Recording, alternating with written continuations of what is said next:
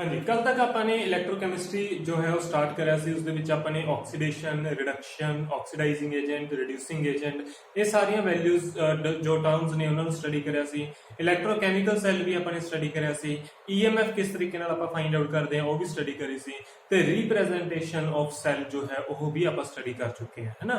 हुण इस तो बाद नेक्स्ट टॉपिक जो है वो स्टार्ट होंदा है दैट इज इलेक्ट्रोकैमिकल सैल तो इलेक्ट्रोकैमिकल सीरीज ठीक है। इलेक्ट्रोकैमिकल सैल तो कर लिया, हुण है इलेक्ट्रोकैमिकल सीरीज। तो इलेक्ट्रोकैमिकल सीरीज बेसिकली है कि देखो the arrangement of elements in increasing order of their reduction potential values. तो ਆਪਾਂ ਨੇ ਕੱਲ ਹੀ ਗੱਲ ਕਹੀ ਸੀ ईएमएफ नोट ਕਰਨ ਵੇਲੇ ਕਿ ਆਪਾਂ ईएमएफ ਦਾ ਫਾਰਮੂਲਾ ਕੀ ਲਿਆ ਸੀਗਾ E naught of cell is equal to E naught of cathode minus E naught of anode है ना। अपन ये गल कही सी तो आप क्या सी भी जो कैथोड है उससे रिडक्शन होती है, जो एनोड है उससे ऑक्सीडेशन होती है ना।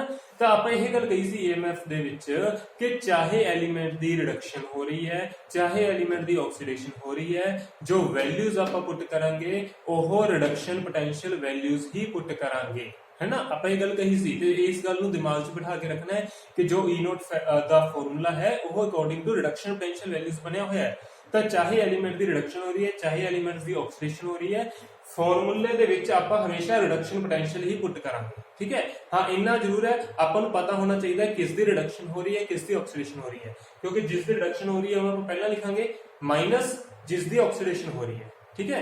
तो जिस दी ऑक्सीडेशन हो रही है उसका भी रिडक्शन पोटेंशियल ही आपां ने लिखना है अकॉर्डिंग टू फॉर्मूलास ठीक है। तो हुण इन्हां सारे जो ईएमएफ दे न्यूमेरिकल्स ने इन्हां दे विच आपां नूं जरूरत किस दी है, आपां नूं जरूरत है रिडक्शन पोटेंशियल वैल्यूज दी। तो जिन्ने भी एलीमेंट्स अपने कोले है उन्हां सारे एलीमेंट्स दा रिडक्शन पोटेंशियल आपां नूं पता होना चाहिए है। ते जो रिडक्शन पोटेंशियल वैल्यूज ने उन्हां दी एक प्रॉपर सीरीज बनाई गई है इन इंक्रीजिंग ऑर्डर। तो वो सीरीज जो है दैट इज कॉल्ड इलेक्ट्रोकैमिकल सीरीज ठीक है। हाले तुहाडी सीरीज याद नहीं होएगी, इस सीरीज दे कुछ एलीमेंट्स जो है उन्हां दी वैल्यूज आपां ने याद करनी है, सारियां दी याद करने की जरूरत नहीं है। फिलहाल जो तुसीं न्यूमेरिकल सॉल्व करने हैं वो वैल्यूज टेबल दे विचों देख देख के कर सकते हो। तुहाडी बुक दे विच एक पूरा जो पेज है उसके उत्ते टेबल ही बनया हुआ है इलेक्ट्रोकैमिकल सीरीज का। मैं उससे कुछ एलीमेंट्स दे जो वैल्यूज है वो लिखे हैं। लाइक देखो सारे ध्यान नाल देखो, सब दे विच मैं रिडक्शन के अकॉर्डिंग लिखा है lithium positive to form lithium, positive charge decrease कर रहा है रिडक्शन हो रही है, पॉजिटिव डिक्रीज कर रहा है रिडक्शन हो रही है, +1 तो 0 पॉजिटिव डिक्रीज कर गया रिडक्शन होगी, +2 तो 0 रिडक्शन होगी, 0 to -1 ये भी रिडक्शन होगी। तो सारिया जो वैल्यूज ने वो रिडक्शन पोटेंशियल वैल्यूज ही लिखी है, चाहे इन्हां दी ऑक्सीडेशन होवे चाहे रिडक्शन होवे, वैल्यूज आपां ही पुट करनी है ठीक है। इस गल नूं ध्यान च रखियो। तो ये जो पूरी सीरीज है ये सारी सीरीज अपने को इलेक्ट्रोकैमिकल सीरीज है, इसके बहुत सारे बेनिफिट्स है, आप एक एक करके इसके सारे बेनिफिट्स आप स्टडी करने हैं। सब तो पहला बेनिफिट आपां नूं की है इस इलेक्ट्रोकैमिकल सीरीज का, इसका फायदा यह है कि आपां नूं पता लग जाता है इलेक्ट्रोकैमिकल वैल्यू ई नोट वैल्यूज देख के पता लग जाता है कि मॉलिक जो तुहाडा एलीमेंट है वो एक ऑक्सीडाइजिंग एजेंट है या रिड्यूसिंग एजेंट है ठीक है। तो पहला बेनिफिट आपां नूं यही पता लगता है whether the element is oxidising agent और इट इज रिड्यूसिंग एजेंट ठीक है। तो आपां नूं किवें पता लगदा है इस इलेक्ट्रोकैमिकल सीरीज तो किवें पता लगेगा, ਤੁਸੀਂ देखना की है ਤੁਸੀਂ E नोट वैल्यू देखनी है। E नोट वैल्यूज ਤੁਹਾਡੇ ਕੋਲੇ दो तरह की होएगी, या तो पॉजिटिव या फिर नेगेटिव। अगर E नोट वैल्यू पॉजिटिव है it means the element is very very strong oxidising agent ठीक है।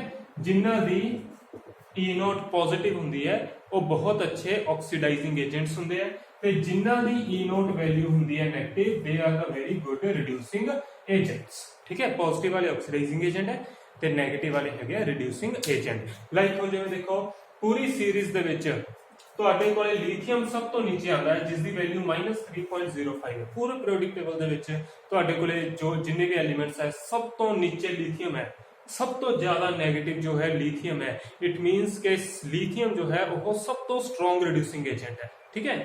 फिलहाल मैं जिन्ने 4-5 बनाए आप उन्होंने गल करते हैं। हाइड्रोजन की ई नोट वैल्यू जो है वो 0 है, ये आप स्टडी करांगे स्टैंडर्ड हाइड्रोजन इलेक्ट्रोड, उस पता लगेगा इसकी वैल्यू 0 कितनी है। इस तो नीचे सारे नेगेटिव वाले है, इस तो ऊपर सारे पॉजिटिव वाले ठीक है। हुण आपां की कह रहे हैं पॉजिटिव वाले सारे ऑक्सीडाइजिंग है, मतलब हाइड्रोजन के ऊपर वाले सारे ऑक्सीडाइजिंग एजेंट है, हाइड्रोजन के नीचे वाले सारे नेगेटिव है मींस के सारे रिड्यूसिंग एजेंट है ठीक है। तो पहला बेनिफिट तो आपको यही हो गया कि आपको ये पता लग जाता है कि केड़ा स्ट्रॉन्ग ऑक्सीडाइजिंग एजेंट है ते केड़ा स्ट्रॉन्ग रिड्यूसिंग एजेंट है। अच्छा दूसरा इसको आपको ये पता चल जाता है ਕਿ ਕਿਹੜਾ ਸਟਰੋਂਗ ਆਕਸੀਡਾਈਜ਼ਿੰਗ ਏਜੰਟ ਹੈ ਤੇ ਕਿਹੜਾ ਵੀਕ ਆਕਸੀਡਾਈਜ਼ਿੰਗ ਏਜੰਟ ਹੈ, ਇਹ ਵੀ ਆਪਾਂ ਆਇਡੈਂਟੀਫਾਈ ਕਰ ਸਕਦੇ ਹਾਂ। ਜਾਂ ਰਿਡਿਊਸਿੰਗ ਦੇ ਵਿੱਚ ਕਿਹੜਾ ਸਟਰੋਂਗ ਹੈ ਤੇ ਕਿਹੜਾ ਵੀਕ ਹੈ। ਠੀਕ ਹੈ, ਜਿਵੇਂ ਸਪੋਜ਼ ਕਰੋ E नोट वैल्यूज जो है वो पॉजिटिव है। पॉजिटिव इट मींस के मॉलिक्यूल जो है एलिमेंट जो है दैट इज ऑक्सीडाइजिंग एजेंट है ना। तो जो भी ਤੁਹਾਡਾ एलिमेंट है वो एक ऑक्सीडाइजिंग एजेंट है। ਹੁਣ ਆਪਾਂ ਚੈੱਕ ਕਰਨਾ ਹੈ ਕਿ ਕਿਹੜਾ ਆਕਸੀਡਾਈਜ਼ਿੰਗ ਏਜੰਟ ਸਟਰੋਂਗ ਹੋਏਗਾ ਕਿਹੜਾ ਵੀਕ ਹੋਏਗਾ। ਤਾਂ ਤੁਸੀਂ ਕੀ ਕਰਨਾ ਹੈ, ਇਹਦੀ ਪੋਜ਼ਿਟਿਵ ਵੈਲਿਊ ਦੇਖਣੀ ਹੈ। ਜਿੰਨੀ ਜ਼ਿਆਦਾ ਪੋਜ਼ਿਟਿਵ ਹੋਏਗੀ ਉਨਾ ਹੀ ਸਟਰੋਂਗ ਆਕਸੀਡਾਈਜ਼ਿੰਗ ਏਜੰਟ ਹੋਏਗਾ। ਠੀਕ ਹੈ, अगर लेस पॉजिटिव है इट मींस के ऑक्सीडाइजिंग एजेंट तो है ही है बट वो स्ट्रॉन्ग ऑक्सीडाइजिंग एजेंट नहीं है, वो वीक ऑक्सीडाइजिंग एजेंट। ठीक है, फॉर एग्जांपल मैं फ्लोरीन ते कॉपर की गल करा। फ्लोरीन दी ई नोट वैल्यू है +2.87, क्लोरीन दी ई नोट वैल्यू है +0.34। दोनों ही पॉजिटिव है, दोनों ही पॉजिटिव है, इट मींस के है तो दोनों ही ऑक्सीडाइजिंग एजेंट। अगर दोनों ऑक्सीडाइजिंग एजेंट है आप ही चेक करना कि केड़ा स्ट्रॉन्ग ऑक्सीडाइजिंग एजेंट है। केड़ा स्ट्रॉन्ग ऑक्सीडाइजिंग एजेंट होगा जिसकी वैल्यू ज्यादा पॉजिटिव है। किसकी पॉजिटिव है ज्यादा? फ्लोरीन +2.87। इट मींस कि जो फ्लोरीन है that is strong oxidising agent as compare to copper. ठीक है, फ्लोरीन एक स्ट्रॉन्ग ऑक्सीडाइजिंग एजेंट है एज कंपेयर टू कॉपर। ठीक है, इसी तरह रिड्यूसिंग एजेंट चेक करते हैं। हुण रिड्यूसिंग एजेंट भी सेम है, जिसकी वैल्यू नेगेटिव है और रिड्यूसिंग एजेंट है। जिन्नी ज्यादा नेगेटिव होएगी उन्ना स्ट्रॉन्ग रिड्यूसिंग एजेंट है। जिवें मान लो जिंक ते लिथियम है, जिंक की वैल्यू है -0.76, लिथियम की वैल्यू है -3.05। हुण है तो दोनों नेगेटिव है, इट मींस के दोनों रिड्यूसिंग एजेंट है। पर किसकी ज्यादा नेगेटिव है? ज्यादा नेगेटिव तो लिथियम की है ना, जिंक की तो थोड़ी जी नेगेटिव है -0.7, बट लिथियम भी बहुत ज्यादा नेगेटिव है -3.05। इसका मतलब लिथियम जो है that is strong reducing agent as compare to zinc. ठीक है, तो इस तरीके नाल आपां नूं दूसरा बेनिफिट ये हो जाता है कि केड़ा स्ट्रॉन्ग ऑक्सीडाइजिंग एजेंट है, केड़ा वीक है, केड़ा स्ट्रॉन्ग रिड्यूसिंग एजेंट है, केड़ा वीक रिड्यूसिंग एजेंट है। इस तरह के होर भी बहुत सारे बेनिफिट्स आपां नूं है। ठीक है, दूसरा बेनिफिट की है? दूसरा है कैलकुलेशन ऑफ ईएमएफ। आपां ईएमएफ भी चेक कर सकते हैं कि सैल दी कितनी होएगी इन्हां वैल्यूज दे थ्रू। ई नोट दा फार्मूला अपन लिख लिया होई है, E naught of cell is equal to E naught of cathode minus E naught of anode. ठीक है, तो हुण पता है ना कैथोड की हुंदा है, कैथोड जिससे रिडक्शन हो रही हो, मैं सिंपली रिडक्शन लिख लेना है, माइनस ई नोट ऑक्सीडेशन जिसकी ऑक्सीडेशन हो रही होगी। इसका मतलब ये नहीं है कि इत्थे ऑक्सीडेशन पोटेंशियल पुट करना है, पुट आप रिडक्शन पोटेंशियल ही करांगे। ठीक है, आप जस्ट अपनी कन्वीनियंस लिए लिख लिया क्योंकि मैंने पता है कैथोड के उत्ते रिडक्शन होंदी है, एनोड के उत्ते ऑक्सीडेशन होंदी है। तो पहला मैं वो वैल्यू पुट करूंगा, उस एलिमेंट की वैल्यू पुट करूंगा जिसकी रिडक्शन हो रही है, माइनस उस एलिमेंट का रिडक्शन पोटेंशियल जिसकी ऑक्सीडेशन हो रही है। ठीक है, तो ई नोट वैल्यू अगर मैंने फाइंड आउट करनी है तो मैं एक कर सकता। तो सपोज करो मैं एक सैल बना रहे हैं जिंक ते कॉपर। ठीक है, जिंक ते कॉपर का मैंने एक सैल बनाया, तो इलैक्ट्रोकैमिकल सैल बनाया, मैंने उस जिंक ते कॉपर के सैल की ईएमएफ फाइंड आउट करनी है। तो मैं किवें करूंगा? मैनू सिर्फ आह वैल्यूज दित्तियां हुई है, एक आ वैल्यू दी हुई है कॉपर की, एक वैल्यू दी हुई है जिंक की। मैंने सिर्फ आ वैल्यूज दी हुई है, होर कुछ नहीं पता। तो इन्हां दोनों वैल्यूज नूं आपां यूज करना।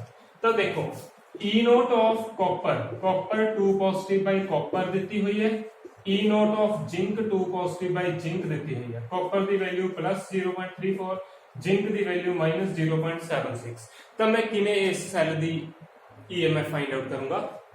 तो देखो वैल्यूज चेक करूंगा। पहला जिंक कॉपर की वैल्यू है पॉजिटिव मींस के जो ये कॉपर है it will act as a oxidising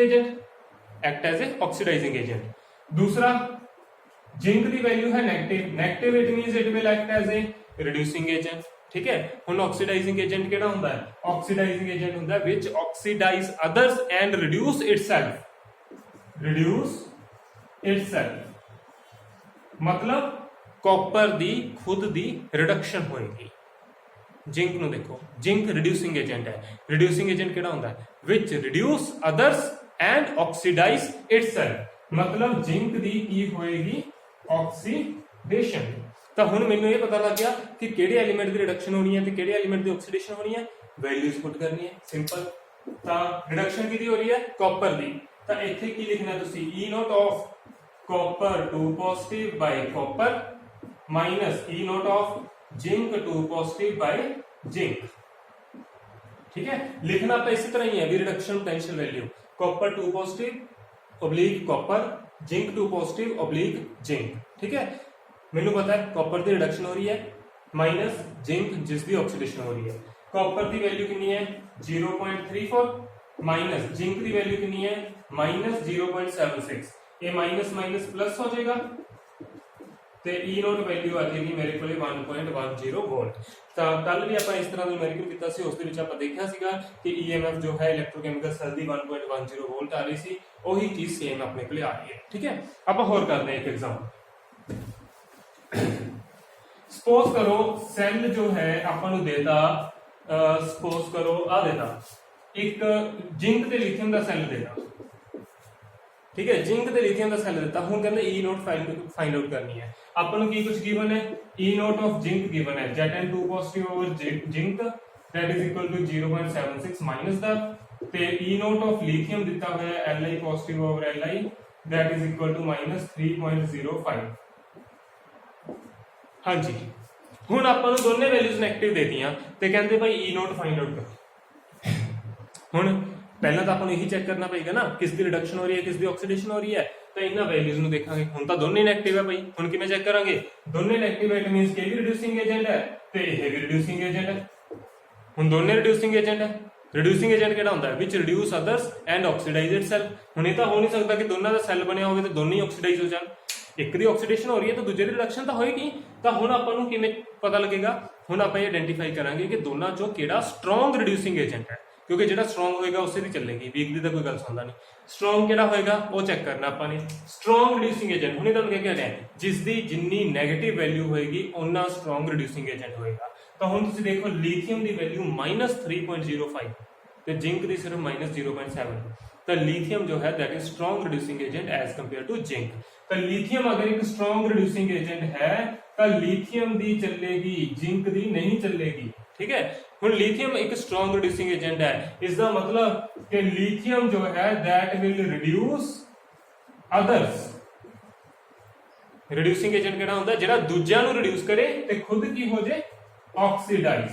इसका मतलब लिथियम खुद दी तां ऑक्सीडेशन ही करेगा क्योंकि लिथियम स्ट्रॉन्ग है, तो लिथियम की तो ऑक्सीडेशन होएगी, तो लिथियम दूसरे नूं जिंक नूं मजबूर कर देगा कि भाई तू रिड्यूस हो मैं नहीं रिड्यूस होंदा, ठीक है।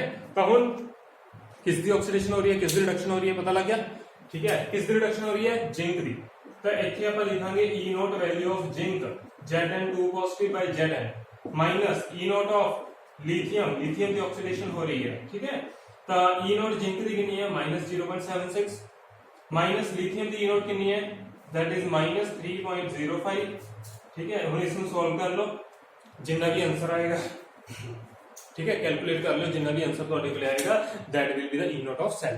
हुण तुसीं इसे तरीके नाल मैनूं फ्लोरीन ते कॉपर दा सपोज करो एक सैल है ते इस दी E नोट वैल्यू चेक करके दसनी है मैनूं कितनी होएगी, ठीक है।